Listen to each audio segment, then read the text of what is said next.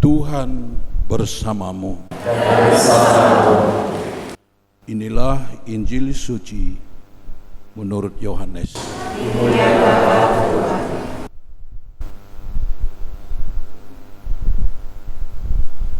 Pada hari ketiga ada perjamuan di Kana yang di Galilea, dan ibu Yesus ada di situ. Yesus dan para muridnya diundang juga ke perkawinan itu.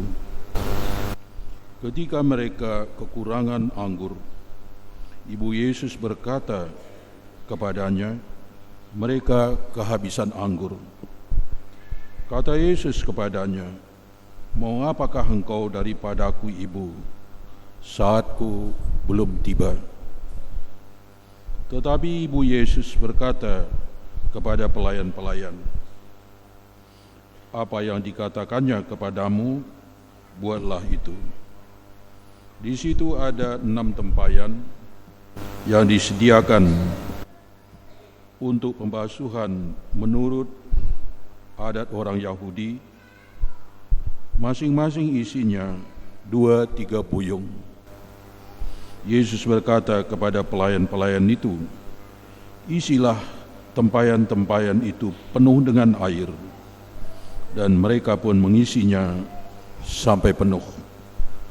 Lalu kata Yesus kepada mereka, "Sekarang cedoklah dan bawalah kepada pemimpin pesta." Lalu mereka pun membawanya.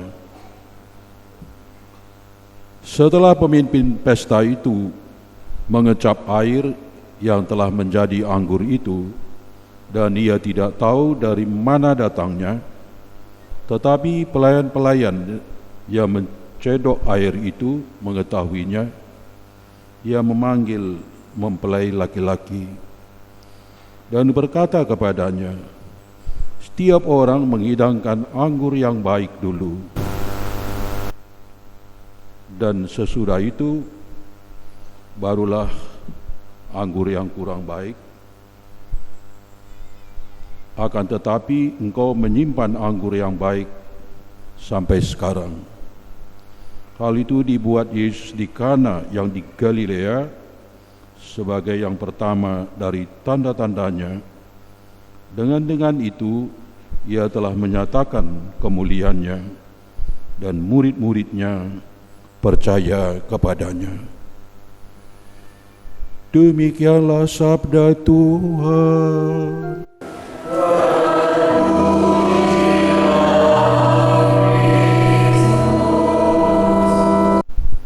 Pastor Paskalis dan Pastor Oliver secara khusus dan istimewa, saya punya cucu yang akan menikah, Lola, dan calon suaminya, masih calon sekarang karena belum resmi diberkati oleh Romo atau Pastor Paskalis. Bacaan Injil hari ini untuk pernikahan saya tadi usul diambil atau dikutip dari Yohanes bab 2, perjamuan nikah di Kana. Walaupun saya melihat teksnya sudah dicantumkan di sini dari Injil Matius, saya minta izin kepada Pastor Paroki, Romo Pastor Paskalis, sehingga tadi dibacakan. Saya bacakan dari Injil Yohanes bab 2 ayat 1 sampai 11. Bacaan Injil dari yang tadi kita dengar maknanya sangat mendalam dan padat sekali. Malah diberi catatan pada ayat 11, hal itu dibuat Yesus di Kana yang di Galilea sebagai yang pertama dari tanda-tandanya, dan dengan itu ia menyatakan kemuliaannya, dan murid-muridnya. Ini adalah tanda pertama dari 7 tanda yang dipilih oleh penginjil ini di dalam Injil Yohanes. tanda pertama, tanda air dirubah menjadi anggur. Ada 7 tanda, saya kira kita tahu semua itu. Tanda yang lain misalnya saja, Yesus menggandakan 2 ekor ikan dan 5 potong roti, dan itu cukup untuk 5.000 orang, malah berlebih. Dan tanda yang terakhir di mana Yesus menghidupkan orang yang telah mati, Lazarus. Dan saya kira tanda ini hanya bisa dilakukan oleh Allah sendiri. Dan semua tanda itu disebut juga di dalam Injil ini supaya kamu percaya bahwa tanda-tanda ini membuat kamu menerima Yesus sebagai Tuhan dan Juru Selamat, sebagai Mesias yang datang dari Allah. Apa itu tanda? Terutama dalam budaya kita, budaya Karo, ada banyak sekali tanda. Disebut juga simbol. Kalau kita pada saat bacaan Injil berdiri, ini juga simbol atau tanda bahwa kita bersiap mendengarkan sabda Tuhan dan juga siap melaksanakan sabda Tuhan yang kita dengar. Kalau Anda sekarang duduk, itu juga sebagai tanda dan simbol kesediaan dengan tekun mendengar sabda Tuhan yang dijelaskan dalam homili. Jadi kita sebenarnya juga punya banyak tanda lain dalam budaya kita, khususnya budaya Karo. Tanda ada macam-macam. Ada yang disebut dengan tanda-tanda alam. Kalau mendung, pertanda sebentar lagi akan hujan. Itu adalah tanda-tanda alam. Tapi juga ada tanda yang dibuat berdasarkan kesepakatan. Misalnya tanda lalu lintas. Merah berarti berhenti, hijau berarti berjalan, dan tanda kuning itu berarti masih bisa jalan tapi harus hati-hati. Dan ini berdasarkan kesepakatan, bukan hanya kesepakatan nasional, tapi juga kesepakatan yang boleh dikatakan secara internasional. Dan kalau kesepakatan itu kita langgar atau kita tidak pahami sama maknanya, maka terjadi kekacauan. Misalnya tanda hijau yang harusnya berjalan kita artikan sebagai berhenti. Itu tanda yang kedua, tanda yang dibuat berdasarkan kesepakatan. Tanda yang ketiga adalah tanda-tanda dan simbol-simbol dalam perayaan liturgi.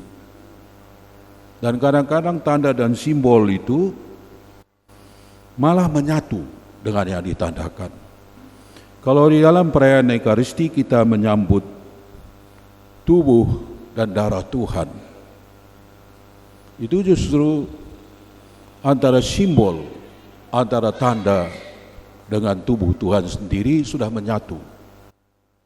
Sehingga roti dan anggur tetap dalam rupa roti dan anggur, tapi secara eksistensial, esensinya adanya sudah merupakan tubuh dan darah Tuhan sendiri. Dalam bacaan ini ada banyak sekali tanda yang dilakukan, dan malah juga menjungkir balikkan budaya yang berlaku pada saat itu. Salah satunya misalnya, biasanya dalam pesta menikah pada orang-orang Ibrani, dan salah satu unsur yang sangat selalu ada adalah minum anggur.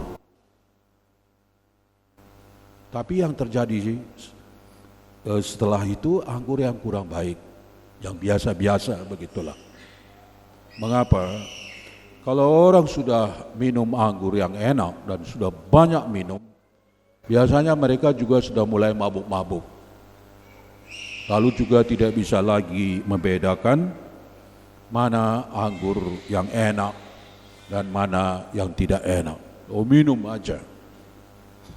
Tapi yang terjadi dalam perjamuan di Kana yang dihadiri oleh Yesus ini, dari awal sampai akhir selalu disediakan anggur yang enak.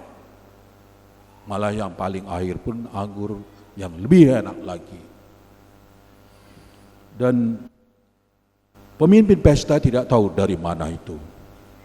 Yang tahu adalah para pelayan. Ini juga merupakan simbol, karena Tuhan lebih memperhatikan orang-orang kecil, para pelayan, bukan pada pemimpin pesta. Dan ini bukan sesuatu yang biasa dalam budaya saat itu. Begitulah, tentu pada sore ini tidak bisa kita semua mendalami seluruh tanda yang ada di sini. Tetapi yang penting bagi kita dalam perkawinan kedua saudara dan saudari kita, dan bagi saya adalah cucu-cucu saya, bahwa anggur merupakan anugerah kekuatan dari Tuhan. Dan kalau kita taat kepada Tuhan, maka anugerah Tuhan itu akan berkembang dalam pernikahan. Dan itu diistilahkan sekali lagi, disimbolkan dengan anggur. Anggur adalah tanda kehadiran Tuhan. Anggur adalah tanda bahwa Tuhan memberi rahmat. Tapi anggur itu harus sungguh-sungguh dinikmati, dalam arti dipelihara dan dikembangkan. Saya kira Yola dan Marga Tarigan juga ya, dua pasangan ini pasti dalam mulai hari ini mereka akan mengalami suka duka hidup perkawinan. Dan kalau saya ditanya, saya sudah 39 tahun jadi imam. Tahun depan itu saya 40 tahun jadi imam di Keuskupan Agung Jakarta. Dan sekarang saya bekerja di salah satu paroki yang pernah juga saya di sana dulu. Paroki Kelapa Gading, jumlah umatnya 25.300. Ada 3 ibadat setiap hari Minggu. Dan menurut pengalaman mereka yang telah menikah, bahwa yang paling sering melukai hati pasangan adalah pasangan sendiri. Karena mereka lah yang paling dekat mulai hari ini. Saya kira justru karena itu, siapa saya misalnya, saya kan berasal dari keluarga ini, yang paling sedikit melukai hati orang tua saya, dua-dua sudah meninggal, adalah saya sendiri. Karena belum tentu sekali setahun datang bertemu dengan mereka. Tetapi yang paling sering melukai hati orang tua adalah mereka yang sering datang. Demikian juga dalam suatu perkawinan, mulai hari ini siapa yang paling sering melukai hati pasangan adalah pasangan sendiri. Maka karena tiap hari bertemu, jadi mereka ini bukan dua malaikat yang bertemu, juga bukan dua orang kudus yang bertemu seperti Santa Elizabeth dan Santa Maria, tapi mereka adalah tetap berdarah daging manusia sama seperti kita. Maka sebagai manusia yang biasa, Pasti yang paling sering mereka bertengkar dan juga saling menyakiti adalah mereka sendiri, karena tiap hari bertemu.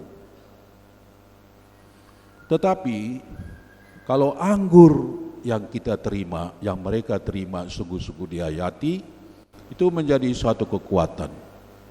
Maka akhirnya yang penting bukan berapa kali mereka berselisih, bukan berapa kali mereka jatuh, tapi yang paling penting berapa kali mereka bangkit. Setiap kali mereka bangkit, maka cinta dan kasih mereka semakin mendalam. Begitulah misteri cinta suami istri. Kering jatuh, sering berselisih, tapi ketika mereka saling mengampuni, saling memaafkan, cinta mereka diteguhkan dan dikembangkan kembali. Jadi Yola, saya tahu, karena Romo Paskalis ini masih kecil, saya tahu itu, saya bonceng-bonceng itu. Bapaknya itu saya masih kecil, saya tahu bagaimana umur 1 tahun, ya, dan ini cucu. Jadi yang penting sekarang adalah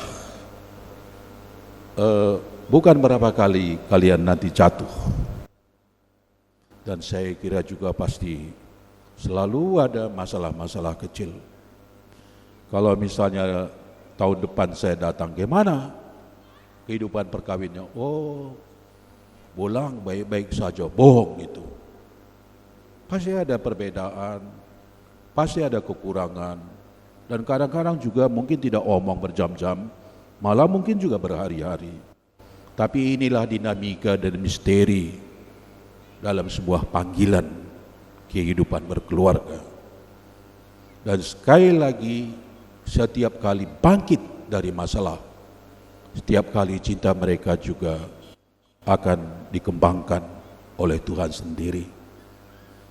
Hidup kita itu adalah suatu perjalanan, dan dalam perjalanan yang itu kita selalu diajar oleh Tuhan untuk berlatih, saling mencintai dan saling mengasihi. Saya mengucapkan selamat menikah. Pasti nanti ada janji kalian berdua yang nanti dipimpin oleh Romo Paroki, Pastor Paroki, nanti hayati janji itu di hadapan imam dan di hadapan para saksi. Saya mengasihi, ya. Dan ini suatu jaminan perkawinan Katolik, sekali menikah dan sekali itu seumur hidup. Karena cinta dalam gereja Katolik, dalam pernikahan itu sifatnya eksklusif, hanya untuk orang ini, bukan untuk orang lain. Maka ketika Tuhan menciptakan manusia, dan itu dikutip dalam bacaan yang tadi dipilih, bahwa Tuhan menciptakan satu laki-laki dan satu perempuan. Itu artinya bahwa perkawinan yang dikehendaki oleh Tuhan satu dengan satu, bukan satu dengan beberapa orang. Jadi istilahnya monogam, satu dengan satu dan seumur hidup. Dan itulah kami para pastor, Romo Paskalis, Pastor Oliver, dan kita semua berharap supaya kalian berdua tetap mencintai seumur hidup. Amin.